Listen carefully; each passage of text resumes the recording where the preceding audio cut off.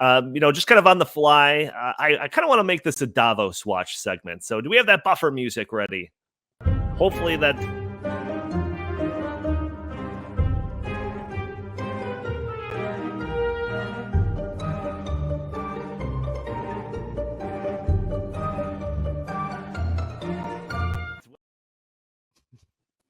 It's been a while, but we are back with another episode of Davos Watch. So, like I was saying, we did a presentation about artificial intelligence while we were down in Dallas, and I think that it is a thing that we have to kind of wrap our heads around as kind of conservatives, to realize where the country is going, where policy is going, where kind of the collectivist mindset is going in their aims of imposing their agenda on society. So, Justin, feel free to jump in as I kind of just blow through some of these main points. But we talked about artificial intelligence. We're talking in front of a whole bunch of lawmakers and everyone that's kind of interested in how is artificial intelligence going to impact the economy, society, and our constituents, all of this type of thing. And the message that comes out of organizations like the World Economic Forum, some of these international organizations, some of these businesses that are involved in this is one of kind of concern that artificial intelligence could bring with it a whole host of societal impacts, including dependency on this type of technology, job losses, industry disruption, all sorts of different things. And I said during that presentation, I'll say it here, I don't necessarily disagree with that. I mean, the size of the disruption, the size of any job losses or any type of kind of industry-wide implications, I think those could be weighed, to one side of the spectrum or the other. But generally speaking, I don't necessarily disagree with organizations like the World Economic Forum when they're predicting this sort of disruption caused by the fourth industrial revolution. Where I do disagree with them is the solutions in which they propose to deal with any of these implications of this emerging technologies. So what their kind of main point is, and I'm kind of glossing over, I'm condensing this 45-minute speech into, 5 to 10 minutes here.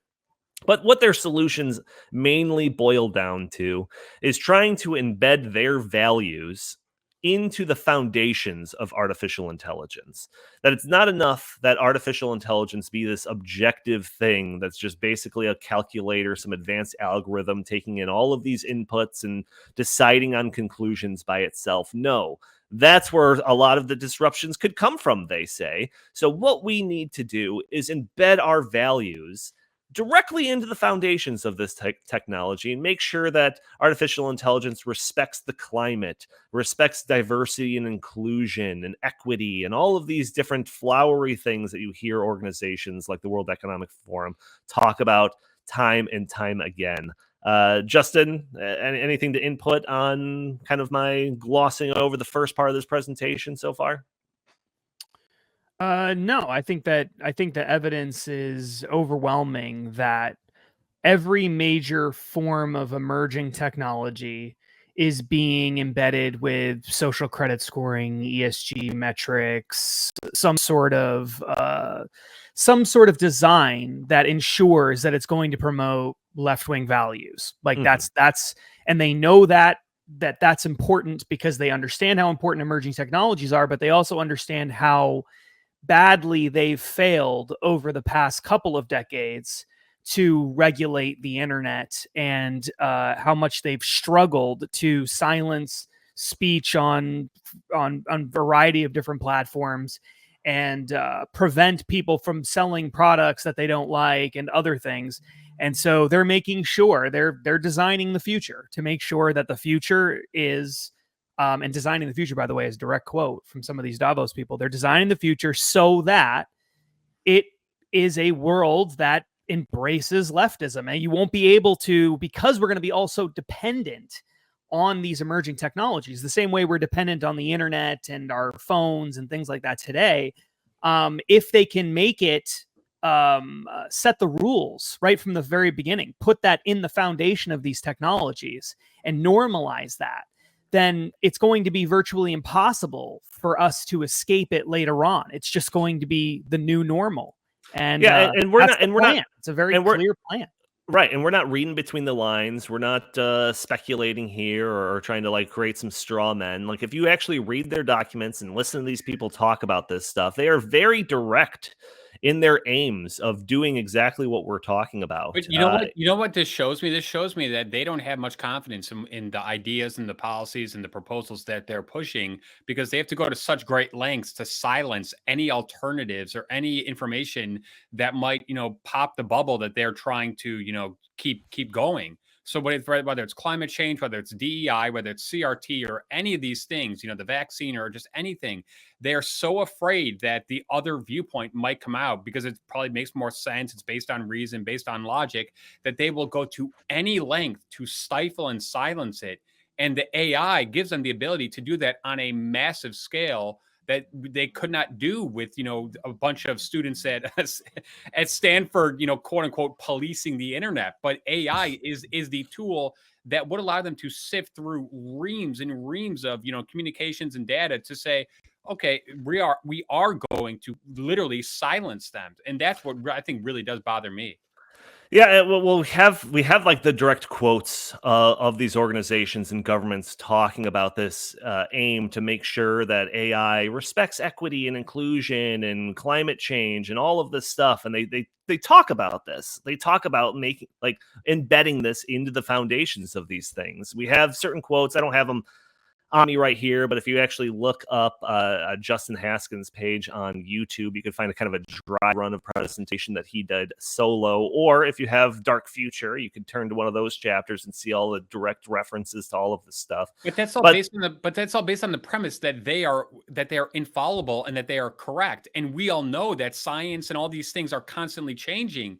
So the fact that they are taking such extreme measures to prevent any sort of alternative views on this, I think just is an indictment as to how like shallow and how how not confident they are in their beliefs. Yeah, well, I think it's that they believe that the reason that they're not successful is because they don't have enough compliance with their various proposals, plans, programs, etc. If everybody had just worn a mask and socially distanced, COVID wouldn't have been as bad. That would be their approach. They wouldn't say, "Oh, masks don't work." They would just say, "People don't comply."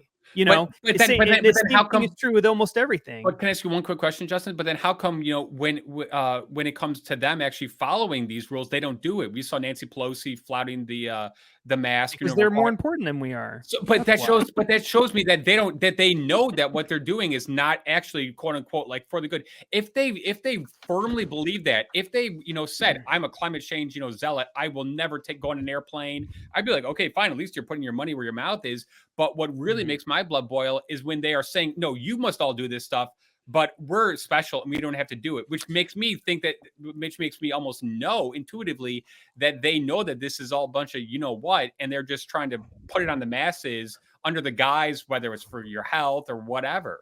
We're all equal, but some are more equal than others. Yes. It's not about safety. It's not about protecting our elections. Right. It's not about any of that stuff. It's not about, it's about control. It's about compliance. Yeah. The reason Nancy Pelosi doesn't wear a mask and decides I'm going to go get my my hair styled today is because she is not the one who's made to comply. You are. Right. That's the entire point. All of this global governance stuff that, we talk about it all the time. We're getting Davos Watch when you're flying out to Davos. Maybe RFK will be on a private plane next time, Justin. To go out to Davos, they don't care about their carbon footprint. They get to do whatever they want. They get to say whatever they want. They get to eat whatever they want. They get to go wherever they want. You don't.